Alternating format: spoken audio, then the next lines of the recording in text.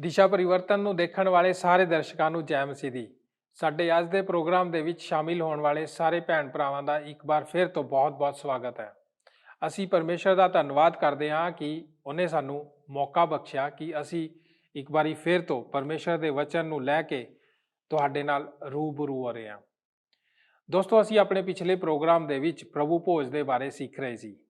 ਅੱਜ ਵੀ ਅਸੀਂ ਪ੍ਰਭੂ ਭੋਜ ਦੀ ਸਿੱਖਿਆ ਨੂੰ ਜਾਰੀ ਰੱਖਾਂਗੇ। ਅੱਜ ਅਸੀਂ ਵੇਖਾਂਗੇ ਕਿ ਪ੍ਰਭੂ ਭੋਜ ਦੀ ਬੰਦਗੀ ਦੇ ਵਿੱਚ ਹਿੱਸਾ ਲੈਣ ਅਤੇ ਬੰਦਗੀ ਦੇ ਵਿੱਚ ਕਾਰਜਸ਼ੀਲ ਹੋਣਾ ਕਿਉਂ ਜ਼ਰੂਰੀ ਹੈ। ਇਸ ਤੋਂ ਬਾਅਦ ਅਸੀਂ ਇੱਕ ਨਵੇਂ ਵਿਸ਼ੇ ਦੀ ਸ਼ੁਰੂਆਤ ਕਰਾਂਗੇ ਜੋ ਕਿ ਸਾਡੇ ਧਨ ਦੇ ਨਾਲ ਸੰਬੰਧਿਤ ਹੈ। ਤਾਂ ਫਿਰ ਆਓ ਦੋਸਤੋ, ਡਾਕਟਰ ਡੇਵਿਡ ਜਰਮਾਇਆ ਦੇ ਨਾਲ ਅੱਜ ਦੇ ਅਧਿਐਨ ਪ੍ਰੋਗਰਾਮ ਨੂੰ ਸ਼ੁਰੂ ਕਰਦੇ ਹਾਂ ਅਤੇ ਸਿੱਖਦੇ ਹਾਂ ਕਿ ਬਾਈਬਲ ਪ੍ਰਭੂ ਭੋਜ ਦੇ ਵਿੱਚ ਸ਼ਾਮਿਲ ਹੋਣ ਦੇ ਬਾਰੇ ਸਾਨੂੰ ਹੋਰ ਕੀ ਦੱਸਦੀ ਹੈ। श्रोता दोस्तों, इस प्रोग्राम ਵਿੱਚ ਤੁਹਾਡਾ ਸਵਾਗਤ ਹੈ। ਇੱਕ ਵਕਤਾ ਬਾਹਰੋਂ ਆਇਆ ਸੀ ਅਤੇ ਉਸਨੇ ਸਾਡੇ ਉੱਤੇ ਇੱਕ ਬਹੁਤ ਵੱਡਾ ਪ੍ਰਭਾਵ ਪਾਇਆ ਸੀ। ਉਹ ਇੱਕ ਮਹਾਨ ਬਾਈਬਲ ਦੀ ਸਿੱਖਿਆ ਦੇਣ ਵਾਲਾ ਅਤੇ ਉਹ ਬਹੁਤ ਹੀ ਪਿੱਛੇ ਝੁਕਿਆ ਹੋਇਆ ਹੈ। ਉਹ ਇਸ ਨੂੰ ਜ਼ਿਆਦਾ ਉੱਚੀ ਆਵਾਜ਼ ਵਿੱਚ ਜਾਂ ਸ਼ਕਤੀਸ਼ਾਲੀ ਢੰਗ ਦੇ ਨਾਲ ਨਹੀਂ ਆਖਦਾ, ਪਰ ਉਸਨੇ ਬੰਦਗੀ ਦੇ ਬਾਰੇ ਬੋਲਿਆ ਸੀ। ਇਹ ਸਭ ਤੋਂ ਉੱਤਮ ਸੰਦੇਸ਼ ਹੈ ਜਿਸ ਨੂੰ ਮੈਂ ਕਦੇ ਇਸ ਵਿਸ਼ੇ ਬਾਰੇ ਸੁਣਿਆ ਹੋਵੇ। ਉਸਨੇ ਇੱਕ ਕਲੀਸਿਆ ਸਭਾ ਦੇ ਦੌਰਾਨ ਇੱਕ ਸੰਗੀਤ ਦੀ ਅਧਿਕਾਰੀਕਰਨ ਦੀ ਕਹਾਣੀ ਸੁਣਾਈ ਸੀ ਅਤੇ ਉਸਨੇ ਜਿਉਂ ਹੀ ਉਸ ਸੰਗੀਤ ਦੇ ਯੰਤਰ ਦੇ ਕੋਲ ਬੈਠਾ ਅਤੇ ਉਹ ਬਹੁਤ ਹੀ ਨਿਰਾਸ਼ ਹੋ ਰਿਹਾ ਸੀ, ਕਿਉਂਕਿ ਜਦੋਂ ਉਹ ਸੰਗੀਤ ਵਜਾ ਰਿਹਾ ਸੀ ਜਿਸ ਉੱਤੇ ਉਸਨੇ ਹਫ਼ਤੇ ਦੇ ਦੌਰਾਨ ਕਈ ਘੰਟੇ ਮਿਹਨਤ ਕੀਤੀ ਸੀ, ਜੋ ਲੋਕ ਉਸ ਨੂੰ ਸੁਣ ਰਹੇ ਸਨ ਉਹ ਤਾਂ ਬਸ ਇੱਧਰ ਉੱਧਰ ਦੀਆਂ ਗੱਲਾਂ ਮਾਰ ਰਹੇ ਸਨ। ਉਹ ਉਸ ਨੂੰ ਬਿਲਕੁਲ ਨਹੀਂ ਸੀ ਸੁਣ ਰਹੇ। ਉਹ ਤਾਂ ਸਿਰਫ ਇੱਕੋ ਹੀ ਚੀਜ਼ ਜਿਸ ਨੂੰ ਨਹੀਂ ਸੀ ਸੁਣ ਰਹੇ ਉਹ ਇਹੀ ਸੀ ਜੋ ਉਹ ਵਜਾ ਰਿਹਾ ਸੀ। ਉਸਨੇ ਆਖਿਆ ਕਿ ਉਸ ਦੀ ਪਹਿਲੀ ਜਵਾਬਦੇਹੀ ਜਿਸ ਦੇ ਉੱਤਰ ਵਿੱਚ ਉਸਨੇ ਉੱਚੀ ਆਵਾਜ਼ ਦੇ ਵਿੱਚ ਸੰਗੀਤ ਵਜਾਉਣਾ ਸ਼ੁਰੂ ਕੀਤਾ।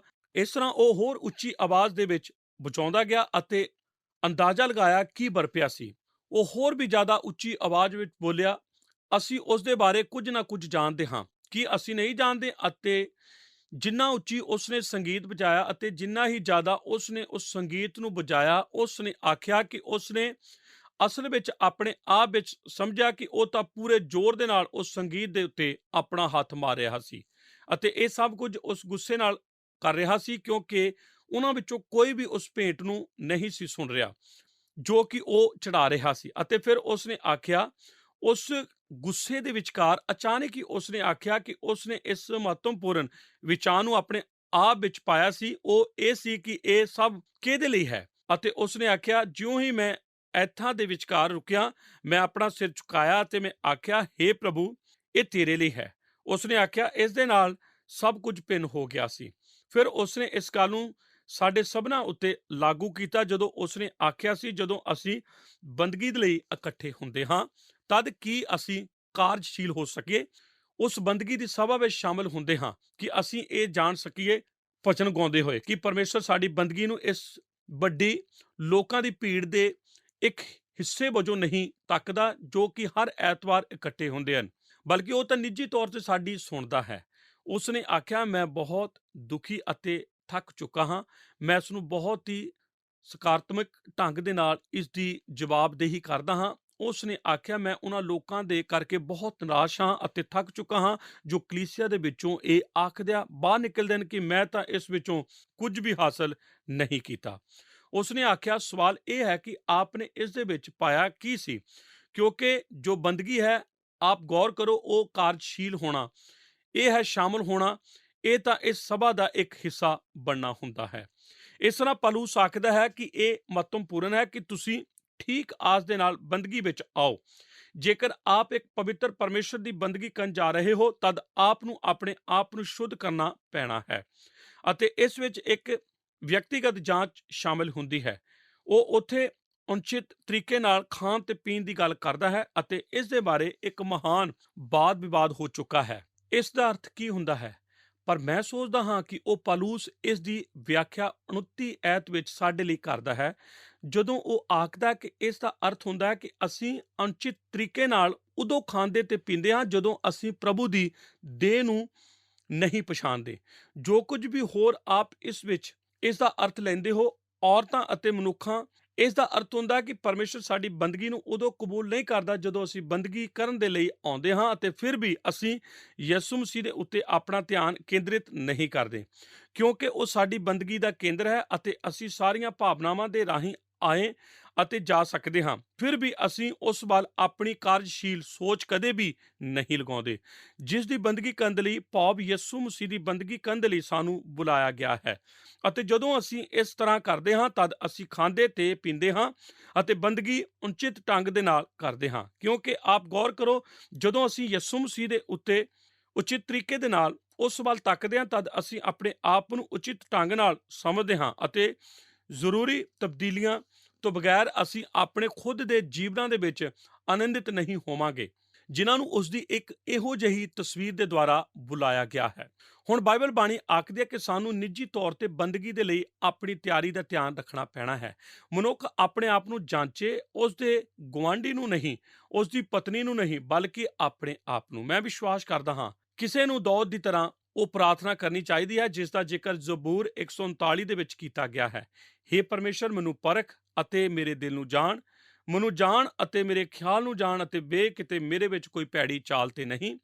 ਬਾਈਬਲ ਆਖਦੀ ਹੈ ਜੇਕਰ ਅਸੀਂ ਬੰਦਗੀ ਵਿੱਚ ਇਸ ਤਰ੍ਹਾਂ ਆਉਂਦੇ ਹਾਂ ਜਿਸ ਤਰ੍ਹਾਂ ਕਿ ਮੈਂ ਜ਼ਿਕਰ ਕਰ ਚੁੱਕਾ ਹਾਂ, ਭਾਵ ਯਿਸੂ ਮਸੀਹ ਦੇ ਉੱਤੇ ਆਪਣਾ ਧਿਆਨ ਕੇਂਦਰਿਤ ਕੀਤੇ ਬਗੈਰ, ਭਾਵ ਬੰਦਗੀ ਨੂੰ ਇੱਕ ਬਾਹਰੀ ਦਿਖਾਵਾ ਬਣਾਉਂਦੇ ਹੋਇਆ ਜਿਸ ਵਿੱਚ ਕੋਈ ਵੀ ਅੰਦਰੂਨੀ ਅਸਲੀਅਤ ਨਾ ਹੋਵੇ, ਤਦ ਅਸੀਂ ਆਪਣੇ ਆਪ ਨੂੰ ਇੱਕ ਇਹੋ ਜਿਹੀ ਸਥਿਤੀ ਦੇ ਵਿੱਚ ਪਾਉਂਦੇ ਹਾਂ ਜਿੱਥੇ ਕਿ ਅਸੀਂ ਪ੍ਰਭੂ ਦੇ ਦੁਆਰਾ ਉਨਸ਼ਿਤ ਕੀਤੇ ਜਾਣ ਦੇ ਲਈ ਪਾਏ ਜਾਂਦੇ ਹਾਂ।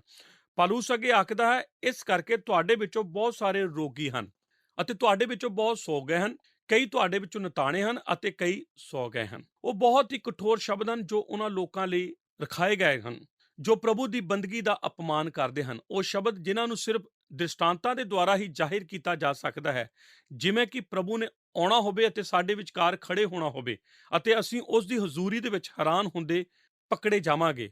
ਪਰ ਫਰਜ਼ ਕਰੋ ਅਸੀਂ ਇਸ ਤਰ੍ਹਾਂ ਨਹੀਂ ਪਕੜੇ ਜਾਵਾਂਗੇ। ਫਰਜ਼ ਕਰੋ ਜਿਉਂ ਹੀ ਉਹ ਸਾਡੀ ਹਜ਼ੂਰੀ ਦੇ ਵਿੱਚ ਖੜਾ ਹੁੰਦਾ ਹੈ ਤਾਂ ਕਿ ਉਹ ਸਾਡੀ ਬੰਦਗੀ ਨੂੰ ਕਬੂਲ ਕਰੇ, ਜਦੋਂ ਕਿ ਉਹ ਸਾਡੀ ਬੰਦਗੀ ਨੂੰ ਕਬੂਲ ਕਰਨ ਦੇ ਲਈ ਤਿਆਰ ਸੀ, ਬਲਕਿ ਅਸੀਂ ਤਾਂ ਉਦੋਂ ਇੱਕ ਦੂਸਰੇ ਦੇ ਨਾਲ ਜਗਤ ਦੇ ਹਾਲਾਤਾਂ ਦੇ ਬਾਰੇ ਹੀ ਵਿਚਾਰ ਵਟਾਂਦਰਾ ਕਰ ਰਹੇ ਸੀ। ਅਸੀਂ ਤਾਂ ਪਿਛਲੀ ਰਾਤ ਖੇਡੀਆਂ ਗਈਆਂ ਖੇਡਾਂ ਦੇ ਬਾਰੇ ਗੱਲਾਂ ਕਰ ਰਹੇ ਸੀ ਜਾਂ ਫਿਰ ਉਸ ਬਾਰੇ ਬਹਿਸ ਕਰ ਰਹੇ ਸੀ ਜੋ ਕੁਝ ਅਸੀਂ ਸਬਕਤੇ ਕਰਨ ਦੀ ਯੋਜਨਾ ਬਣਾਉਂਦੇ ਹਾਂ। ਫਿਰ ਇੱਕ ਦੂਸਰੇ ਨੂੰ ਆਪਣੇ ਨੌਜਵਾਨਾਂ ਦੀ ਸਭਾ ਵਿੱਚ ਇਹ ਲਿਖ ਕੇ ਦੱਸਦਿਆਂ ਸਮਾਂ ਬਿਤਾ ਰਹੇ ਸੀ ਕਿ ਅਸੀਂ ਕਿੱਥੇ-ਕਿੱਥੇ ਗਏ ਅਤੇ ਅਸੀਂ ਕੀ ਖੁਆਇਸ਼ ਰੱਖੀ ਸੀ। ਕੀ ਇਹ ਸਾਡੇ ਕੋਲ ਹੁੰਦਾ ਹੈ?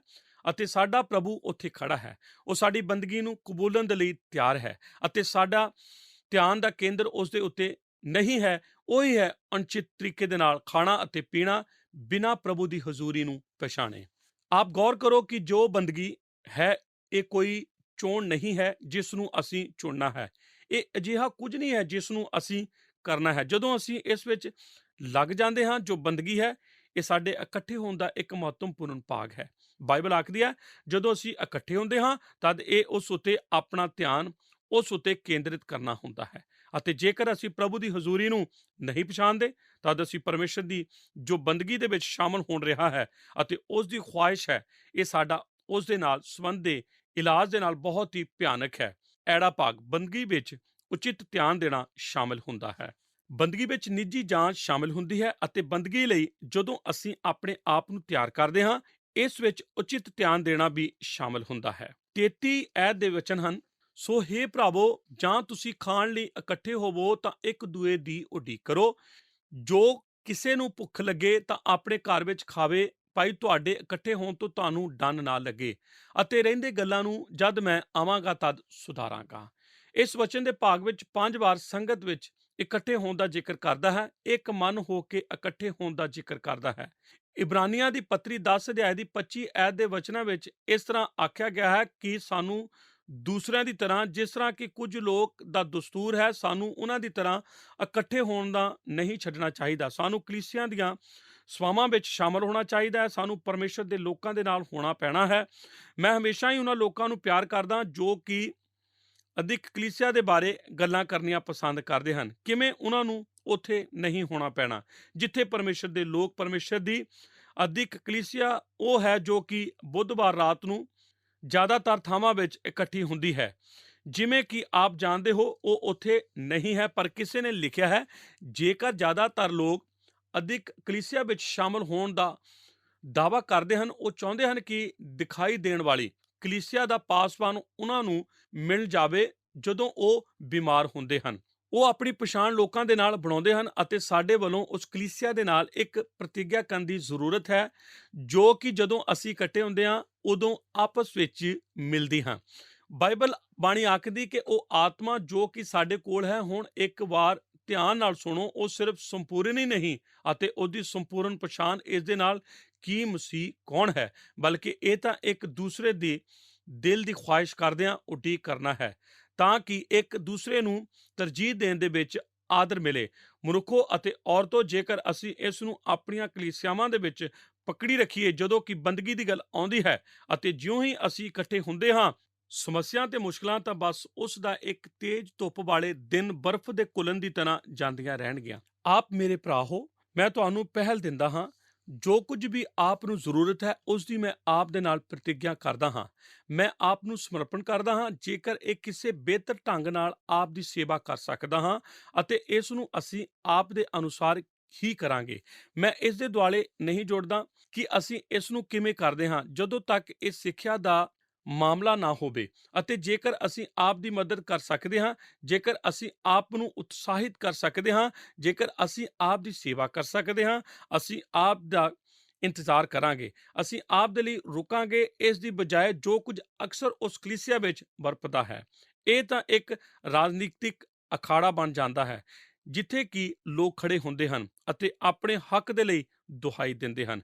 ਅਤੇ ਮੈਂ ਇਸ ਨੂੰ ਕਿਸ ਤਰੀਕੇ ਨਾਲ ਕਰਨ ਜਾ ਰਿਹਾ ਹਾਂ ਅਤੇ ਦੇਹ ਦੇ ਅੰਦਰ ਹੀ ਸ਼ਕਤੀ ਦਾ ਪ੍ਰਦਰਸ਼ਨ ਕਰਨ ਵਾਲੇ ਟੋਲੀਆਂ ਦਾ ਵਿਕਾਸ ਹੁੰਦਾ ਹੈ ਅਤੇ ਇੱਕ ਟੋਲਾ ਇੱਕ ਪਾਸੇ ਇਕੱਠੇ ਹੋ ਕੇ ਆਪਣੇ ਤਰੀਕੇ ਨਾਲ ਚਲਾਉਣ ਦੀ ਕੋਸ਼ਿਸ਼ ਕਰ ਰਿਹਾ ਹੁੰਦਾ ਹੈ ਅਤੇ ਕੁਝ ਹੋਰ ਟੋਲਾ ਇੱਕ ਹੋਰ ਢੰਗ ਨਾਲ ਇਸ ਨੂੰ ਸਥਾਪਿਤ ਕਰਨ ਦੀ ਕੋਸ਼ਿਸ਼ ਕਰ ਰਿਹਾ ਹੁੰਦਾ ਹੈ।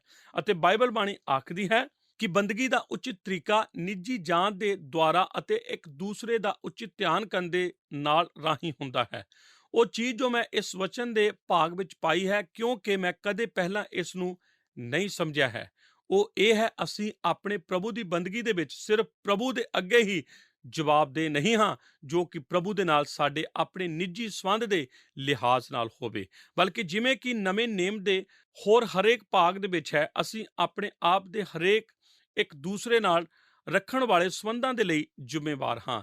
ਕਿਉਂਕਿ ਉਚਿਤ ਤਰੀਕੇ ਦੇ ਨਾਲ ਬੰਦਗੀ ਕਰਨ ਦੇ ਲਈ ਸਾਨੂੰ ਇਸ ਤਰ੍ਹਾਂ ਨਾਲ ਠੀਕ ਠਾਕ ਹੋਣਾ ਪੈਣਾ ਹੈ, ਜਾਂ ਫਿਰ ਪਰਮੇਸ਼ਰ ਸਾਡੀ ਨਹੀਂ ਸੁਣਦਾ, ਉਹ ਸਾਡੀ ਬੰਦਗੀ ਉੱਤੇ ਕੰਨ ਨਹੀਂ ਲਗਾਉਂਦਾ। ਇਹ ਵੇਖਦੇ ਹਾਂ ਕਿ ਯਿਸੂ ਕੌਣ ਹੈ ਅਤੇ ਉਸ ਨੇ ਸਾਡੇ ਲਈ ਕੀ ਕੁਝ ਕੀਤਾ ਹੈ। ਉਸ ਦੇ ਬਾਰੇ ਸੱਚਾਈ ਦਾ ਐਲਾਨ ਕਰਦਿਆਂ, ਆਪਣੇ ਖੁਦ ਦੇ ਦਿਲਾਂ ਦੀ ਜਾਂਚ ਕਰਦਿਆਂ, ਇਸ ਗੱਲ ਨੂੰ ਨਿਸ਼ਚਿੰਤ ਕਰਦਿਆਂ ਕਿ ਅਸੀਂ ਬੰਦਗੀ ਲਈ ਤਿਆਰ ਹਾਂ, ਪ੍ਰਭੂ ਭੋਜ ਵਿੱਚ ਇੱਕ ਦੂਸਰੇ ਨੂੰ ਗਲੇ ਲਗਾਉਂਦਿਆਂ ਅਤੇ ਫਿਰ ਪਰਮੇਸ਼ਰ ਵੱਲ ਆਪਣੀ ਬੰਦਗੀ ਦਾ ਪਰਛਾਵਾਂ ਮਨੁੱਖਾਂ ਅਤੇ ਔਰਤਾਂ ਦੀ ਇੱਕ ਇਕਾਈ ਵਜੋਂ ਪਾਉਂਦਿਆਂ, ਜੋ ਕਿ ਸੱਚਮੁੱਚ ਇੱਕ ਦੂਸਰੇ ਨਾਲ ਪਿਆਰ ਕਰਦੇ ਹਨ, ਕਿਉਂਕਿ ਉਹ ਇਸ ਨੂੰ ਸਮਝ ਚੁੱਕੇ ਹਨ ਜੋ ਪਰਮੇਸ਼ਰ ਦਾ ਮਹਾਨ ਪ੍ਰੇਮ ਉਹਨਾਂ ਦੇ ਲਈ ਹੈ।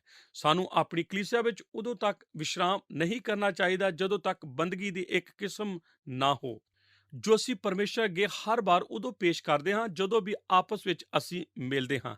ਇਹੋ ਹੀ ਸਾਡਾ ਉਦੇਸ਼ ਹੋਣਾ ਚਾਹੀਦਾ ਹੈ। ਆਮੀਨ।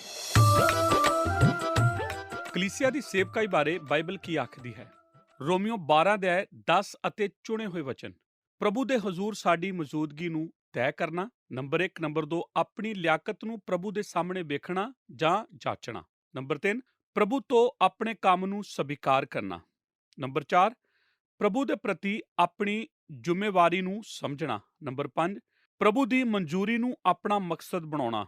ਨੰਬਰ 6, ਪ੍ਰਭੂ ਦੀ ਮਨੋਵਤੀ ਨੂੰ ਗ੍ਰਹਿਣ ਕਰਨਾ। ਸੇਵਾ ਕਰਨ ਦੇ ਸਿਧਾਂਤ ਬਾਰੇ ਬਾਈਬਲ ਦੇ ਨਵੇਂ ਨੇਮ ਵਿੱਚ 300 ਤੋਂ ਵੀ ਜ਼ਿਆਦਾ ਵਾਰ ਜ਼ਿਕਰ ਕੀਤਾ ਗਿਆ ਹੈ। ਇਹ 130 ਵਾਰੀ ਅੰਜੀਲ ਅਤੇ 170 ਵਾਰੀ ਖਤਾਂ ਵਿੱਚ ਪਾਇਆ ਜਾਂਦਾ ਹੈ। ਪ੍ਰਭੂ ਨੇ ਤੁਹਾਨੂੰ ਅਤੇ ਮੈਨੂੰ ਇਸ ਕਰਕੇ ਨਹੀਂ ਬਚਾਇਆ ਕਿ ਅਸੀਂ ਤਾਨਾਸ਼ਾਹੀ ਕਰੀਏ। ਉਸ ਨੇ ਸਾਨੂੰ ਬਚਾਇਆ ਤਾਂ ਕਿ ਅਸੀਂ ਦਾਸ ਬਣੀਏ ਅਤੇ ਦੂਜਿਆਂ ਦੀ ਸੇਵਾ ਕਰੀਏ ਅਤੇ ਦੂਜਿਆਂ ਦੀ ਸੇਵਾ ਦੇ ਜ਼ਰੀਏ ਉਸ ਦੀ ਸੇਵਾ ਕਰੀਏ। ਸੱਚੇ ਅਤੇ ਉਤਸ਼ਾਹਿਤ ਮਸੀਹੋ, ਨਵੇਂ ਨੇਮ ਵਿੱਚ ਮੈਂ ਤੁਹਾਡੇ ਲਈ ਸੇਵਾ ਬਾਰੇ 6 ਮੂਲ ਗੱਲਾਂ ਔਰ ਸਚਾਈਆਂ ਅਤੇ ਮੈਂ ਚਾਹੁੰਦਾ ਹਾਂ ਕਿ ਤੁਸੀਂ ਇਸ ਨੂੰ ਸਮਝੋ। ਜਦੋਂ ਅਸੀਂ ਸੇਵਾ ਬਾਰੇ ਖੋਜਬੀਨ ਕਰਦੇ ਹਾਂ ਕਿ ਅਸਲ ਵਿੱਚ ਸੇਵਾ ਕਰਨ ਦਾ ਮਤਲਬ ਕੀ ਹੈ। ਕੀ ਤੁਸੀਂ ਅੱਜ ਸੇਵਾ ਕਰ ਰਹੇ ਹੋ? ਕੀ ਤੁਸੀਂ ਦੂਜਿਆਂ ਦੀ ਸੇਵਾ ਕਰ ਰਹੇ ਹੋ? ਕੀ ਤੁਸੀਂ ਪ੍ਰਭੂ ਦੀ ਸੇਵਾ ਕਰ ਰਹੇ ਹੋ? ਠੀਕ, ਇੱਥੇ ਇੱਕ ਰਾਹ ਹੈ ਜੋ ਦਾਸ ਬਣਨ ਲਈ ਤੁਹਾਡੀ ਸਹਾਇਤਾ ਕਰੇਗਾ। ਮੈਂ ਆਸ ਕਰਦਾ ਹਾਂ ਜਦੋਂ ਤੁਸੀਂ ਇਹਨਾਂ 6 ਸਚਾਈਆਂ ਨੂੰ ਸੁਣੋਗੇ ਅਤੇ ਤੁਸੀਂ ਵੀ ਉਸੇ ਤਰ੍ਹਾਂ ਕਰੋਗੇ ਜਿਵੇਂ ਮੈਂ ਕੀਤਾ ਹੈ, ਤੁਸੀਂ ਆਪਣੀ ਜ਼ਿੰਦਗੀ ਨੂੰ ਇਹਨਾਂ 6 ਸਚਾਈਆਂ ਦੇ ਨਾਲ ਜਾਂਚੋਗੇ। ਮੈਂ ਇਹ ਉਸ ਸਮੇਂ ਕੀਤਾ ਜਦੋਂ ਮੈਂ ਇਸ ਨੂੰ ਪੜ੍ਹ ਰਿਹਾ ਸੀ। ਮੈਂ ਆਪਣੇ ਆਪ ਨੂੰ ਮਸੀਹ ਦੇ ਦਾਸ ਦੇ ਤੌਰ ਤੇ ਕਿੰਜ ਜਾਚਿਆ। ਨੰਬਰ 1, ਪ੍ਰਭੂ ਦੇ ਹਜ਼ੂਰ ਆਪਣੀ ਮੌਜੂਦਗੀ ਨੂੰ ਤੈਅ ਕਰਨਾ।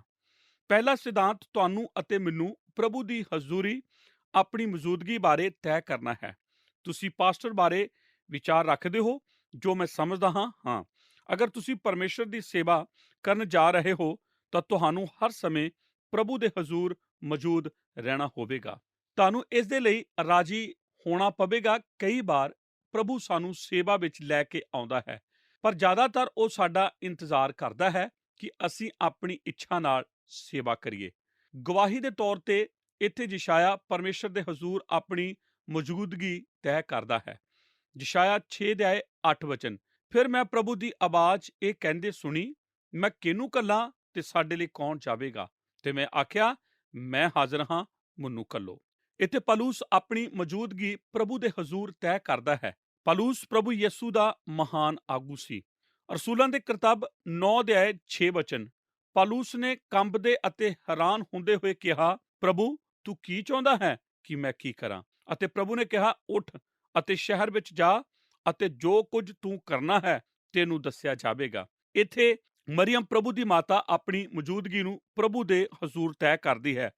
ਲੂਕਾ 1:38 ਤਾਂ ਮਰੀਅਮ ਨੇ ਕਿਹਾ, ਵੇਖ ਮੈਂ ਪ੍ਰਭੂ ਦੀ ਬੰਦੀ ਹਾਂ, ਮੇਰੇ ਨਾਲ ਤੇਰੇ ਆਖੇ ਅਨੁਸਾਰ ਹੋਵੇ।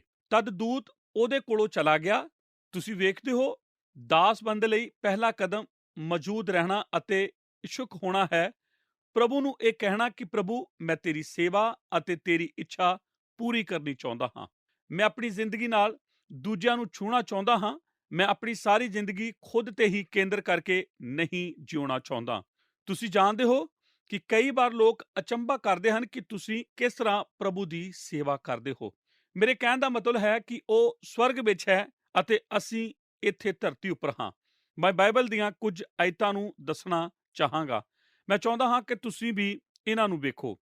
ਇਹ ਦੋਵੇਂ ਮੱਤੀ ਦੀ ਅੰਜੀਲ ਵਿੱਚ ਹਨ ਅਤੇ ਮੈਂ ਚਾਹੁੰਦਾ ਹਾਂ ਕਿ ਤੁਸੀਂ ਆਪਣੀਆਂ ਬਾਈਬਲਾਂ ਲਵੋ ਅਤੇ ਮੈਂ ਤੁਹਾਨੂੰ ਇੱਥੇ 2 ਸਿਧਾਂਤ ਦਿਖਾਉਣਾ ਚਾਹੁੰਦਾ ਹਾਂ ਜਿਹੜੇ ਮੱਤੀ ਦੀ ਕਿਤਾਬ ਵਿੱਚ ਹਨ ਅਤੇ ਇੱਕ ਦੂਜੇ ਨਾਲ ਮੇਲ ਖਾਂਦੇ ਹਨ ਅਤੇ ਫਿਰ ਵੀ ਸਿਧਾਂਤ ਜ਼ਿੰਦਗੀ ਬਦਲਣ ਵਾਲੇ ਹਨ ਜਦੋਂ ਤੁਸੀਂ ਇਹਨਾਂ ਨੂੰ ਚੰਗੀ ਤਰ੍ਹਾਂ ਸਮਝੋਗੇ ਕਿ ਪ੍ਰਭੂ ਦੀ ਸੇਵਾ ਕਰਨਾ ਅਸਲ ਵਿੱਚ ਕੀ ਹੈ। ਮੈਂ ਇਹ ਐਤ ਪੜ੍ਹਦਾ ਹਾਂ, ਪਰ ਮੈਂ ਚਾਹੁੰਦਾ ਹਾਂ ਕਿ ਤੁਸੀਂ ਵੀ ਇਸ ਨੂੰ ਤੁਹਾਡੀਆਂ ਬਾਈਬਲਾਂ ਵਿੱਚ ਵੇਖੋ, ਕਿਉਂਕਿ ਤੁਸੀਂ ਜਾਣਦੇ ਹੋ ਕਿ ਜਦੋਂ ਮੈਂ ਇੱਥੇ ਪ੍ਰਚਾਰ ਕਰਾਂ, ਬਾਈਬਲ ਤੁਹਾਡੇ ਨਾਲ ਗੱਲਬਾਤ ਕਰੇ। ਜਦੋਂ ਤੁਸੀਂ ਘਰ ਜਾਵੋ ਤਾਂ ਤੁਸੀਂ ਯਾਦ ਰੱਖੋ ਕਿ ਇਹ ਬਾਈਬਲ ਵਿੱਚ ਹੈ। ਤੁਸੀਂ ਜਾਣਦੇ ਹੋ ਕਿ ਜੋ ਮੈਂ ਕਹਿੰਦਾ ਹਾਂ ਉਹ ਮਹੱਤਵਪੂਰਨ ਨਹੀਂ ਹੈ, ਪਰ ਜੋ ਪਰਮੇਸ਼ਵਰ ਕਹਿੰਦਾ ਹੈ ਉਹ ਮਹੱਤਵਪੂਰਨ ਹੈ। ਇਸ ਲਈ ਮੇਰੇ ਨਾਲ ਮੱਤੀ ਦੇ 18ਵੇਂ ਬਾਪ ਨੂੰ ਪੜ੍ਹੋ। ਉਸੇ ਘੜੀ ਚੇਲੇ ਯਿਸੂ ਕੋਲ ਆਣ ਕੇ ਬੋਲੇ, ਜੋ ਸਵਰਗ ਦਾ ਰਾਜ ਵਿੱਚ ਸਭਨਾਂ ਨਾਲੋਂ ਵੱਡਾ ਕੌਣ ਹੈ? ਤਦ ਉਸਨੇ ਛੋਟੇ ਬਾਲਕ ਨੂੰ ਕੋਲ ਸੱਦ ਕੇ ਉਸ ਨੂੰ ਉਹਨਾਂ ਦੇ ਵਿਚਾਲੇ ਖੜਾ ਕੀਤਾ ਅਤੇ ਕਿਹਾ, ਮੈਂ ਤੁਹਾਨੂੰ ਸੱਚ ਆਖਦਾ ਹਾਂ ਭਾਈ, ਜੇ ਤੁਸੀਂ ਨਾ ਮੁੜੋ ਅਤੇ ਛੋਟਿਆਂ ਬਾਲਕਾਂ ਵਾਂਗੂ ਨਾ ਬਣੋ ਤਾਂ ਸਵਰਗ ਦੇ ਰਾਜ ਵਿੱਚ ਕਦੇ ਨਾ ਵੜੋਗੇ। ਇਸ ਲਈ ਆਪਣੇ ਆਪ ਨੂੰ ਇੱਕ ਬੱਚੇ ਦੀ ਤਰ੍ਹਾਂ ਦੀਨ ਕਰੋ, ਜਿਹੜਾ ਸਵਰਗ ਦੇ ਰਾਜ ਵਿੱਚ ਵੱਡਾ ਹੈ। ਮੈਂ ਚਾਹੁੰਦਾ ਹਾਂ ਕਿ ਤੁਸੀਂ ਮੇਰੇ ਨਾਲ ਆਪਣੀਆਂ ਬਾਈਬਲਾਂ ਨੂੰ ਖੋਲੋ। ਆਇਤ 5, ਜੋ ਕਿ ਮੇਰੇ ਨਾਮ ਕਰਕੇ ਅਜਿਹੇ ਇੱਕ ਬਾਲਕ ਨੂੰ ਕਬੂਲ ਕਰੇ ਸੋ ਮੈਨੂੰ ਕਬੂਲ ਕਰਦਾ ਹੈ। ਪ੍ਰਭੂ ਦੀ ਸੇਵਾ ਕਰਨ ਨਾਲ ਤੁਸੀਂ ਆਪਣੀ ਪਹਿਚਾਣ ਕਿਸ ਤਰ੍ਹਾਂ ਕਰਦੇ ਹੋ? ਮੈਂ ਨਹੀਂ ਚਾਹੁੰਦਾ ਕਿ ਤੁਸੀਂ ਇਸ ਗੱਲ ਨੂੰ ਭੁੱਲੋ, ਕਿਉਂਕਿ ਇਹ ਸਾਰੀਆਂ ਗੱਲਾਂ ਦੀ ਕੁੰਜੀ ਹੈ। ਮੱਤੀ ਦੇ 25ਵੇਂ ਬਾਪ ਨੂੰ ਖੋਲੋ। ਇਹ ਸਵਰਗ ਰਾਜ ਦੇ ਬਾਰੇ ਹੈ, ਪਰ ਇਸ ਦਾ ਸਿਧਾਂਤ ਮਸੀਹ ਵਿੱਚ ਬਣੇ ਰਹਿਣਾ ਹੈ ਅਤੇ ਇਹ ਮੱਤੀ ਦੇ 25ਵੇਂ ਬਾਪ ਤੋਂ ਸ਼ੁਰੂ ਹੁੰਦਾ ਹੈ ਅਤੇ 35ਵੀਂ ਐਤ ਵਿੱਚ ਹੈ। ਤਦ ਪਾਤਸ਼ਾਹ ਉਹਨਾਂ ਨੂੰ ਜਿਹੜੇ ਉਸ ਦੇ ਸੱਜੇ ਪਾਸੇ ਹੋਣ ਆਖਣਗੇ, ਹੇ ਮੇਰੇ ਪਿਤਾ ਦੇ ਮੁਬਾਰਕ ਲੋਕੋ, ਆਓ, ਜਿਹੜਾ ਰਾਜ ਸੰਸਾਰ ਦੇ ਮੁੱਢੋਂ ਤੁਹਾਡੇ ਲਈ ਤਿਆਰ ਕੀਤਾ ਹੋਇਆ ਹੈ ਉਹਦੇ ਵਾਰਿਸ ਹੋਵੋ, ਕਿਉਂਕਿ ਮੈਂ ਭੁੱਖਾ ਸਾਂ ਅਤੇ ਤੁਸੀਂ ਮੈਨੂੰ ਖਾਣ ਨੂੰ ਦਿੱਤਾ, ਮੈਂ ਤਿਹਾਇਆ ਸਾਂ ਅਤੇ ਤੁਸਾਂ ਮੈਨੂੰ ਪਿਆਇਆ। ਮੈਂ ਪਰਦੇਸੀ ਸਾਂ, ਤੁਸਾਂ ਮੈਨੂੰ ਆਪਣੇ ਘਰ ਉਤਾਰਿਆ। ਮੈਂ ਨੰਗਾ ਸਾਂ, ਤੁਸੀਂ ਮੈਨੂੰ ਪਹਿਨਾਇਆ। ਮੈਂ ਰੋਗੀ ਸਾਂ, ਤੁਸੀਂ ਮੇਰੀ ਖਬਰ ਲਈ। ਮੈਂ ਕੈਦ ਵਿੱਚ ਸਾਂ, ਤੁਸੀਂ ਮੇਰੇ ਕੋਲ ਆਏ। ਤਦ ਧਰਮੀ ਲੋਕ ਉਹਨੂੰ ਇਹ ਉੱਤਰ ਦੇਣ ਲੱਗੇ, ਪ੍ਰਭੂ ਜੀ, ਅਸੀਂ ਕਦ ਤੈਨੂੰ ਭੁੱਖਾ ਦੇਖਿਆ ਅਤੇ ਖੁਆਇਆ, ਜਾਂ ਤਿਹਾਇਆ ਅਤੇ ਪਿਲਾਇਆ? ਕਦ ਅਸਾਂ ਤੈਨੂੰ ਪਰਦੇਸੀ ਦੇਖਿਆ ਅਤੇ ਆਪਣੇ ਘਰ ਉਤਾਰਿਆ, ਜਾਂ ਨੰਗਾ ਵੇਖਿਆ ਅਤੇ ਪਹਿਨਾਇਆ? ਕਦ ਅਸਾਂ ਤੈਨੂੰ ਰੋਗੀ ਜਾਂ ਕੈਦੀ ਵੇਖਿਆ ਅਤੇ ਤੇਰੇ ਕੋਲ ਆਏ? ਪਾਤਸ਼ਾਹ ਉਹਨਾਂ ਨੂੰ ਉੱਤਰ ਦੇਵੇਗਾ, ਮੈਂ ਤੁਹਾਨੂੰ ਸੱਚ ਆਖਦਾ ਹਾਂ, ਭਾਈ ਜਦ ਤੁਸਾਂ ਮੇਰੇ ਇਹਨਾਂ ਸਭਨਾਂ ਤੋਂ ਛੋਟੇ ਭਰਾਵਾਂ ਵਿੱਚੋਂ ਇੱਕ ਨਾਲ ਇਹ ਕੀਤਾ, ਤਾਂ ਮੇਰੇ ਨਾਲ ਕੀਤਾ। ਕੀ ਤੁਹਾਨੂੰ ਸਮਝ ਆਇਆ? ਤੁਸੀਂ ਯਿਸੂ ਮਸੀਹ ਅਤੇ ਦੂਸਰਿਆਂ ਦੀ ਸੇਵਾ ਕਿਵੇਂ ਕਰਦੇ ਹੋ? ਕੋਈ ਦੂਜਾ ਰਾਹ ਨਹੀਂ ਹੈ। ਹਾਂ, ਤੁਸੀਂ ਜਾਣਦੇ ਹੋ, ਮੈਂ ਜਾਣਦਾ ਹਾਂ ਕਿ ਕੁਝ ਲੋਕ ਅਣਪਛਾਤੀ ਧੁੰਦ ਵਿੱਚ ਭਟਕਦੇ ਹਨ ਅਤੇ ਕਹਿੰਦੇ ਹਨ ਕਿ ਮੈਂ ਯਿਸੂ ਮਸੀਹ ਦੀ ਸੇਵਾ ਕਰਦਾ ਹਾਂ। ਠੀਕ ਹੈ, ਤੁਸੀਂ ਕੀ ਕਰਦੇ ਹੋ? ਅਗਰ ਤੁਸੀਂ ਯਿਸੂ ਦੀ ਸੇਵਾ ਕਰਦੇ ਹੋ ਤਾਂ ਤੁਸੀਂ ਕਿਸੇ ਨਾਲ ਜੁੜੇ ਹੋ। ਤੁਸੀਂ ਉਹਨਾਂ ਦੀ ਜ਼ਿੰਦਗੀ ਨੂੰ ਛੂਹਦੇ ਹੋ। ਦੂਜਿਆਂ ਦੀ ਸੇਵਾ ਕਰਨ ਨਾਲ ਪ੍ਰਭੂ ਦੀ ਸੇਵਾ ਹੁੰਦੀ ਹੈ। ਕਿ ਅਸੀਂ ਇਸ ਉੱਪਰ ਇੱਕ ਮਤ ਹਾਂ, ਅਸੀਂ ਦੂਜਿਆਂ ਦੀ ਸੇਵਾ ਕਰਨੀ ਹੈ। ਸੋ ਮੇਰੀ ਸੁਣੋ, ਜਦੋਂ ਤੁਸੀਂ ਕਾਰ ਪਾਰਕਿੰਗ ਦੀ ਜਗ੍ਹਾ ਤੇ ਕਿਸੇ ਦੀ ਮਦਦ ਕਰ ਦਿੰਦੇ ਹੋ ਤਾਂ ਤੁਸੀਂ ਪ੍ਰਭੂ ਦੀ ਸੇਵਾ ਕਰਦੇ ਹੋ। ਜਦੋਂ ਤੁਸੀਂ ਸੰਡੇ ਸਕੂਲ ਵਿੱਚ ਛੋਟੇ ਬੱਚਿਆਂ ਨੂੰ ਪੜ੍ਹਾਉਂਦੇ ਹੋ, ਤੁਸੀਂ ਯਿਸੂ ਦੀ ਸੇਵਾ ਕਰਦੇ ਹੋ। ਪਰ ਯਿਸੂ ਮਸੀਹ ਇੱਥੇ ਇੱਕ ਨਵਾਂ ਵਿਚਾਰ ਦਿੰਦੇ ਹਨ। ਉਸਨੇ ਕਿਹਾ, ਜਦੋਂ ਤੁਸੀਂ ਉਹਨਾਂ ਦੀ ਸੇਵਾ ਕਰਦੇ ਹੋ ਤਾਂ ਤੁਸੀਂ ਮੇਰੀ ਸੇਵਾ ਕਰਦੇ ਹੋ। ਮੈਂ ਪ੍ਰਭੂ ਦੀ ਸੇਵਾ ਕਰਨਾ ਚਾਹੁੰਦਾ ਹਾਂ। ਹਾਂ, ਕੀ ਤੁਸੀਂ ਚਾਹੁੰਦੇ ਹੋ? ਮੈਂ ਕੈਲਵਿਨ ਮਿਲਰ ਦੇ ਦੁਆਰਾ ਲਿਖੀ ਇੱਕ ਛੋਟੀ ਕਿਤਾਬ ਦੀ ਲਿਖਤ ਯਾਦ ਕਰਦਾ ਹਾਂ। ਉਸਨੇ ਕਿਹਾ, ਬਦਕਿਸਮਤੀ ਲੋਕਾਂ ਦੀ ਸੇਵਾ ਕਰਨਾ ਹੀ ਇੱਕ ਅਜਿਹਾ ਰਾਸਤਾ ਹੈ ਜਿਸ ਦੇ ਨਾਲ ਅਸੀਂ ਪਰਮੇਸ਼ਰ ਦੀ ਸੇਵਾ ਕਰ ਸਕਦੇ ਹਾਂ। ਅਤੇ ਲੋਕਾਂ ਦੀ ਸੇਵਾ ਕਰਨ ਦਾ ਮਤਲਬ ਹੈ ਕਿ ਇਸ ਕੰਮ ਵਿੱਚ ਸਾਨੂੰ ਚੋਟ ਹੋਵੇਗੀ, ਅਤੇ ਜੇ ਅਸੀਂ ਸੁਚੇਤ ਨਹੀਂ ਹਾਂ ਤਾਂ ਸਾਡੀ ਸੇਵਾ ਵਿੱਚ ਮਿਲਿਆ ਦਰਦ, ਜਿਨ੍ਹਾਂ ਨੇ ਸਾਨੂੰ ਪਿਆਰ ਕਰਨਾ ਚਾਹਿਆ, ਉਹਨਾਂ ਨੂੰ ਨਫ਼ਰਤ ਕਰ ਸਕਦੇ ਹਾਂ। ਚਾਰਲੀ ਬਰਾਉਨ ਠੀਕ ਕਹਿੰਦਾ ਹੈ। ਉਸਨੇ ਲਿਖਿਆ, ਅਸੀਂ ਸਾਰੇ ਪਰਮੇਸ਼ਰ ਦੀ ਸੇਵਾ ਕਰਨਾ ਚਾਹੁੰਦੇ ਹਾਂ, ਪਰ ਬਹੁਤ ਵਾਰ ਲੋਕਾਂ ਦੀ ਸੇਵਾ ਕਰਨਾ ਤੁੱਛ ਜਾਣਿਆ ਸਕਦਾ ਹੈ। ਜਿਵੇਂ ਇੱਕ ਕਵੀ ਨੇ ਕਿਹਾ, ਪੂਰੀ ਦੁਨੀਆ ਨੂੰ ਪਿਆਰ ਕਰਨਾ ਮੇਰੇ ਲਈ ਕੋਈ ਕੰਮ ਨਹੀਂ, ਮੇਰੀ ਅਸਲੀ ਸਮੱਸਿਆ ਅਗਲਾ ਮਨੁੱਖ ਹੈ। ਕੀ ਤੁਹਾਨੂੰ ਸਮਝ ਆਇਆ? ਤੁਸੀਂ ਜਾਣਦੇ ਹੋ, ਅਸੀਂ ਆਮ ਤੌਰ ਤੇ ਦੁਨੀਆ ਨੂੰ ਪਿਆਰ ਕਰਦੇ ਹਾਂ, ਪਰ ਅਸੀਂ ਇਸ ਨੂੰ ਖਾਸ ਤਰੀਕੇ ਨਾਲ ਕਰਨਾ ਹੋਵੇ ਤਾਂ ਇਹ ਥੋੜਾ ਮੁਸ਼ਕਲ ਹੁੰਦਾ ਹੈ। ਕੀ ਇਹ ਨਹੀਂ ਹੁੰਦਾ ਹੈ? ਠੀਕ ਹੈ, ਮੈਂ ਤੁਹਾਨੂੰ ਇੱਕ ਸਵਾਲ ਪੁੱਛਦਾ ਹਾਂ। ਕੀ ਕਦੇ ਤੁਸੀਂ ਇਹ ਪ੍ਰਾਰਥਨਾ ਕੀਤੀ ਹੈ, ਪ੍ਰਭੂ, ਮੈਂ ਨਹੀਂ ਜਾਣਦਾ ਕਿ ਤੁਹਾਡੇ ਸਵਰਗ ਰਾਜ ਵਿੱਚ ਮੈਂ ਕੀ ਕੰਮ ਕਰਨਾ ਹੈ, ਪਰ ਮੈਂ ਚਾਹੁੰਦਾ ਹਾਂ ਕਿ ਤੁਸੀਂ ਜਾਣੋ ਕਿ ਮੈਂ ਇਸ ਕੰਮ ਕਰਨ ਲਈ ਮੌਜੂਦ ਹਾਂ। ਮੈਂ ਚਾਹੁੰਦਾ ਹਾਂ ਕਿ ਅਸੀਂ ਇਸ ਪ੍ਰਾਰਥਨਾ ਨੂੰ ਉੱਚੀ ਆਵਾਜ਼ ਵਿੱਚ ਕਹੀਏ। ਕੀ ਅਸੀਂ ਕਰ ਸਕਦੇ ਹਾਂ? ਆਓ ਆਪਾਂ ਇਸ ਪ੍ਰਾਰਥਨਾ ਨੂੰ ਉੱਚੀ ਆਵਾਜ਼ ਵਿੱਚ ਕਰੀਏ। ਪ੍ਰਭੂ, ਮੈਂ ਨਹੀਂ ਜਾਣਦਾ ਕਿ ਤੇਰੇ ਸਵਰਗ ਰਾਜ ਵਿੱਚ ਮੈਂ ਕੀ ਕੰਮ ਕਰਨਾ ਹੈ, ਪਰ ਮੈਂ ਚਾਹੁੰਦਾ ਹਾਂ ਕਿ ਤੁਸੀਂ ਜਾਣ ਲਓ ਕਿ ਮੈਂ ਇਸ ਕੰਮ ਨੂੰ ਕਰਨ ਲਈ ਤਿਆਰ ਹਾਂ। ਭਾਗ 2, ਆਪਣੀ ਲਿਆਕਤ ਨੂੰ ਪ੍ਰਭੂ ਦੇ ਸਾਹਮਣੇ ਵੇਖਣਾ ਜਾਂ ਜਾਂਚਣਾ। ਸੋ ਪ੍ਰਭੂ ਦੇ ਅੱਗੇ ਸਾਡੀ ਮੌਜੂਦਗੀ ਨੂੰ ਤੈਅ ਕਰਨਾ 6 ਕਦਮਾਂ ਵਿੱਚੋਂ ਪਹਿਲਾ ਕਦਮ ਹੈ। ਦੂਜਾ ਕਦਮ ਪ੍ਰਭੂ ਦੇ ਅੱਗੇ ਆਪਣੀ ਲਿਆਕਤ ਨੂੰ ਵੇਖਣਾ ਹੈ।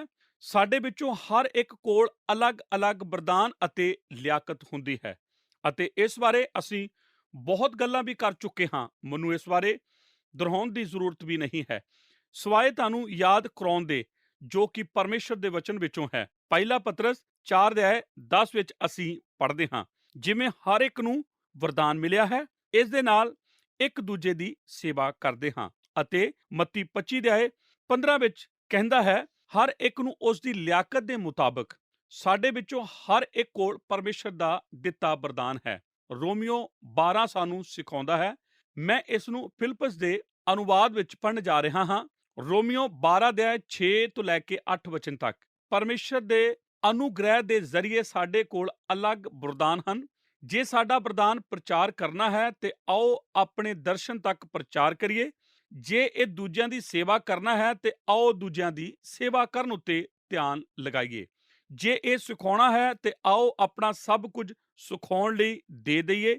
ਜੇ ਸਾਡਾ ਵਰਦਾਨ ਦੂਜਿਆਂ ਨੂੰ ਵਿਸ਼ਵਾਸ ਵਿੱਚ ਮਜ਼ਬੂਤ ਕਰਨਾ ਹੈ ਤੇ ਆਓ ਆਪਣੇ ਆਪ ਨੂੰ ਇਸ ਕੰਮ ਤੇ ਲਾਈਏ। ਜਿਸ ਮਨੁੱਖ ਨੂੰ ਦੇਣ ਵਾਸਤੇ ਬੁਲਾਇਆ ਗਿਆ ਹੈ, ਉਹ ਖੁੱਲੇ ਦਿਲ ਨਾਲ ਦੇਵੇ। ਜੋ ਮਨੁੱਖ ਅਧਿਕਾਰ ਵਿੱਚ ਹਨ, ਉਹ ਜੋਸ਼ ਨਾਲ ਕੰਮ ਕਰਨ, ਅਤੇ ਜੋ ਮਨੁੱਖ ਆਪਣੇ ਸਾਥੀਆਂ ਦੇ ਦੁੱਖ ਵਿੱਚ ਸ਼ਰੀਕ ਹੋਣਾ ਮਹਿਸੂਸ ਕਰਦਾ ਹੈ, ਉਹ ਖੁਸ਼ ਦਿਲ ਨਾਲ ਉਹਨਾਂ ਦੀ ਸਹਾਇਤਾ ਕਰੇ। ਜੇਬੀ ਫਿਲਿਪਸ ਦਾ ਨਿਊ ਟੈਸਟਾਮਨ ਇਨ ਮਾਡਰਨ ਇੰਗਲਿਸ਼ ਨਿਊਯਾਰਕ ਹਾਰਪਰਸ 1972 ਐਡੀਸ਼ਨ। ਕੀ ਤੁਹਾਨੂੰ ਇਸ ਦੀ ਤਸਵੀਰ ਮਿਲੀ? ਪਰਮੇਸ਼ਵਰ ਦੀ ਸੇਵਾ ਕਰਨਾ ਇੱਕੋ ਹੀ ਕੰਮ ਕਰਨਾ ਨਹੀਂ ਹੈ। ਇਸ ਨੂੰ ਕਰਨ ਲਈ ਬਹੁਤ ਸਾਰੇ ਕੰਮ ਹਨ ਅਤੇ ਸਾਡੇ ਸਾਰਿਆਂ ਕੋਲ ਅਲੱਗ-ਅਲੱਗ ਹਨ। ਸਾਡੇ ਸਾਰਿਆਂ ਕੋਲ ਅਲੱਗ-ਅਲੱਗ ਵਰਦਾਨ ਹਨ ਅਤੇ ਪਰਮੇਸ਼ਵਰ ਸਾਡੇ ਸਾਰਿਆਂ ਕੋਲੋਂ ਚਾਹੁੰਦਾ ਹੈ ਜੋ ਕੁਝ ਸਾਡੇ ਕੋਲ ਹੈ, ਜੋ ਕਿ ਉਸ ਨੇ ਸਾਨੂੰ ਦਿੱਤਾ ਹੈ, ਅਸੀਂ ਇਸ ਦਾ ਇਸਤੇਮਾਲ ਉਸ ਲਈ ਕਰੀਏ। ਅਤੇ ਜਦੋਂ ਤੁਸੀਂ ਇਹਨਾਂ ਨੂੰ ਇਸ ਤਰ੍ਹਾਂ ਹੁੰਦੇ ਹੋਏ ਵੇਖੋ, ਇਹ ਬਹੁਤ ਸੁੰਦਰ ਹੈ।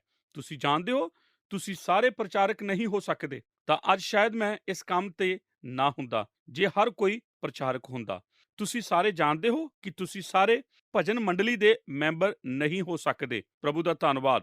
ਹਰ ਕੋਈ ਭਜਨ ਮੰਡਲੀ ਵਿੱਚ ਗਾਉਣ ਦੇ ਕਾਬਲ ਨਹੀਂ ਹੁੰਦਾ। ਤੁਸੀਂ ਜਾਣਦੇ ਹੋ ਕਿ ਅਸੀਂ ਇੱਥੇ ਜਾਂਚ ਕਰਦੇ ਹਾਂ। ਜੇਕਰ ਤੁਸੀਂ ਸੋਚਦੇ ਹੋ ਕਿ ਤੁਹਾਡੇ ਕੋਲ ਸੰਗੀਤ ਦਾ ਵਰਦਾਨ ਹੈ, ਇਸ ਗੱਲ ਲਈ ਸਹਿਮਤ ਹੋਣ ਲਈ ਤੁਹਾਡੇ ਨਾਲ ਘੱਟੋ ਘੱਟ ਇੱਕ ਬੰਦਾ ਹੋਣਾ ਚਾਹੀਦਾ ਹੈ। ਹਰ ਇੱਕ ਕੋਲ ਵਰਦਾਨ ਹੈ। ਕਿ ਤੁਸੀਂ ਇਸ ਗੱਲ ਉੱਪਰ ਮੇਰੇ ਨਾਲ ਹੋ? ਪ੍ਰਭੂ ਦੇ ਹਜ਼ੂਰ ਵਿੱਚ ਆਪਣੀ ਮੌਜੂਦਗੀ ਨੂੰ ਤੈਅ ਕਰਨ ਤੋਂ ਬਾਅਦ ਤੁਸੀਂ ਆਪਣੀ ਕਾਬਲੀਅਤ ਨੂੰ ਵੇਖਣਾ ਹੈ ਤਾਂ ਕਿ ਤੁਸੀਂ ਪ੍ਰਭੂ ਦੀ ਸੇਵਾ ਵਿੱਚ ਸ਼ਾਮਿਲ ਹੋ ਸਕੋ। ਦੋਸਤੋ, ਉਮੀਦ ਕਰਦੇ ਹਾਂ ਕਿ ਦਿਸ਼ਾ ਪਰਿਵਰਤਨ ਦਾ ਸਾਡਾ ਇਹ ਪ੍ਰੋਗਰਾਮ ਤੁਹਾਨੂੰ ਚੰਗਾ ਲੱਗਿਆ ਹੋਵੇਗਾ। ਅੱਜ ਦੇ ਅਧਿਐਨ ਪ੍ਰੋਗਰਾਮ ਦੇ ਵਿੱਚ ਅਸੀਂ ਪ੍ਰਭੂ ਭੋਜ ਦੇ ਬਾਰੇ ਸਿੱਖਿਆ। ਸਾਨੂੰ ਉਮੀਦ ਹੈ ਕਿ ਤੁਹਾਨੂੰ ਸਭਨਾਂ ਨੂੰ ਇਹ ਵਿਸ਼ਾ ਬਹੁਤ ਚੰਗੀ ਤਰ੍ਹਾਂ ਸਮਝ ਆ ਗਿਆ ਹੋਵੇਗਾ। ਦੋਸਤੋ, ਇਸ ਤੋਂ ਬਾਅਦ ਅਸੀਂ ਇੱਕ ਹੋਰ ਮਹੱਤਵਪੂਰਨ ਵਿਸ਼ੇ ਦੇ ਉੱਤੇ ਅਧਿਐਨ ਸ਼ੁਰੂ ਕੀਤਾ ਸੀ, ਜੋ ਕਿ ਕਲੀਸਿਆਈ ਸੇਵਕਾਈ ਬਾਰੇ ਸੀ। ਇਸ ਨੂੰ ਸਮਝਣ ਦੇ ਲਈ ਅਸੀਂ ਰੋਮੀਆਂ ਦੀ ਪੱਤਰੀ ਦੇ 12 ਅਧਿਆਇ ਦੀ 10 ਆਇਤ ਦੇ ਵਚਨਾਂ ਨੂੰ ਚੁਣਿਆ ਸੀ। ਇਸ ਵਿਸ਼ੇ ਦਾ ਅਧਿਐਨ ਸਾਡੇ ਅਗਲੇ ਪ੍ਰੋਗਰਾਮ ਦੇ ਵਿੱਚ ਵੀ ਜਾਰੀ ਰਹੇਗਾ। ਕਲੀਸਿਆ ਦੀ ਸੇਵਕਾਈ ਵਿਸ਼ੇ ਦੇ ਅਧੀਨ ਬਹੁਤ ਸਾਰੀ ਮਹੱਤਵਪੂਰਨ ਚੀਜ਼ਾਂ ਆਉਂਦੀਆਂ ਹਨ, ਜਿਨ੍ਹਾਂ ਦਾ ਸਾਡੇ ਲਈ ਜਾਣਨਾ ਬਹੁਤ ਜ਼ਰੂਰੀ ਹੈ। ਇਹਨਾਂ ਗੱਲਾਂ ਨੂੰ ਅਸੀਂ ਆਪਣੇ ਅਗਲੇ ਪ੍ਰੋਗਰਾਮ ਦੇ ਵਿੱਚ ਗੌਰ ਕਰਾਂਗੇ। ਹੁਣ ਸਾਨੂੰ ਇਜਾਜ਼ਤ ਦਿਓ, ਕਿਉਂਕਿ ਪ੍ਰੋਗਰਾਮ ਨੂੰ ਸਮਾਪਤ ਕਰਨ ਦਾ ਸਮਾਂ ਹੋ ਗਿਆ। ਅਗਲੇ ਪ੍ਰੋਗਰਾਮ ਦੇ ਵਿੱਚ ਫੇਰ ਮਿਲਦੇ ਹਾਂ। ਪਰਮੇਸ਼ਰ ਤੁਹਾਨੂੰ ਬਹੁਤ ਆਸ਼ੀਸ਼ ਦੇਵੇ। ਆਓ ਪ੍ਰਾਰਥਨਾ ਕਰੀਏ। ਸਾਡੇ ਸੱਚੇ ਜਿੰਦੇ ਪਰਮੇਸ਼ਰ ਪ੍ਰਭੂ ਯਿਸੂ ਮਸੀਹ ਜੀ ਦੇ ਨਾਂ 'ਚ ਅਸੀਂ ਤੁਹਾਡਾ ਧੰਨਵਾਦ ਕਰਦੇ ਹਾਂ ਪ੍ਰਭੂ, ਕਿ ਤੁਸੀਂ ਸਾਨੂੰ ਅੱਜ ਜਿਸ ਵਿਸ਼ੇ ਵਿੱਚ ਸਮਝਾਇਆ ਉਹ ਕਲੀਸਿਆ ਦੀ ਸੇਵਕਾਈ ਦੇ ਵਿਸ਼ੇ 'ਚ ਸੀ, ਜਿਸ ਦੇ ਵਿੱਚ ਬਹੁਤ ਸਾਰੀ ਗੱਲਾਂ ਸੀਗੀਆਂ ਪਿਤਾ, ਜਿਨ੍ਹਾਂ ਨੂੰ ਅਸੀਂ ਸ਼ਾਇਦ ਪਹਿਲਾਂ ਕਦੇ ਨਹੀਂ ਸੁਣਿਆ ਜਾਂ ਸਮਝਣ ਦੀ ਕੋਸ਼ਿਸ਼ ਨਹੀਂ ਕੀਤੀ ਪ੍ਰਭੂ। ਲੇਕਿਨ ਅੱਜ ਅਸੀਂ ਤੁਹਾਡੇ ਦਾਸ ਤੋਂ ਇਹਨਾਂ ਗੱਲਾਂ ਨੂੰ ਬਹੁਤ ਅੱਛੇ ਤਰੀਕੇ ਨਾਲ ਸਿੱਖ ਪਾਏ।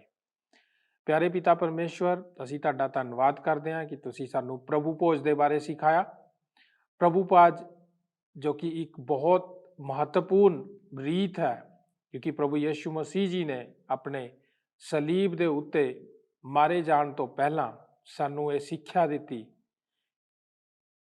ਕਿ ਅਸੀਂ ਉਸਦੇ ਲਹੂ ਦੇ ਦੁਆਰਾ ਔਰ ਉਸਦੇ ਬਦਨ ਦੇ ਦੁਆਰਾ, ਉਹਦੀ ਦੇਹ ਦੇ ਦੁਆਰਾ ਇਸ ਰਸਮ ਨੂੰ ਯਾਦ ਰੱਖੀਏ। ਪਿਤਾ ਪਰਮੇਸ਼ਰ, ਅਸੀਂ ਤੁਹਾਡਾ ਧੰਨਵਾਦ ਕਰਦੇ ਹਾਂ। ਇਹ ਰਸਮ ਸਾਨੂੰ ਉਸ ਮਹਾਨ ਬਲੀਦਾਨ ਵਾਸਤੇ ਹਮੇਸ਼ਾ ਸਾਨੂੰ ਯਾਦ ਕਰਵਾਉਂਦੀ ਰਹਿੰਦੀ ਹੈ, ਜਿਹਦੇ ਜ਼ਰੀਏ ਸਾਡੀ ਮੁਕਤੀ ਹੋਈ ਹੈ। ਪਿਤਾ, ਸਾਰੀ ਗੱਲਾਂ ਦੇ ਲਈ ਪ੍ਰਭੂ ਜੀ ਅਸੀਂ ਤੁਹਾਡਾ ਧੰਨਵਾਦ ਕਰਦੇ ਹਾਂ ਔਰ ਇਸ ਪ੍ਰਾਰਥਨਾ ਨੂੰ ਪ੍ਰਭੂ ਯਿਸੂ ਮਸੀਹ ਜੀ ਦੇ ਮਿੱਠੇ ਨਾਮ 'ਚ ਮੰਗਦੇ ਹਾਂ। ਆਮੀਨ। ਕੀ ਤੁਹਾਨੂੰ ਇਹ ਪ੍ਰੋਗਰਾਮ ਪਸੰਦ ਆਇਆ? ਹੁਣੇ ਸਾਨੂੰ ਇੱਕ ਮਿਸ ਕਾਲ ਦਿਓ ਤੇ ਤੁਸੀਂ ਅਗਲੇ ਜੇਤੂ ਹੋ ਸਕਦੇ ਹੋ।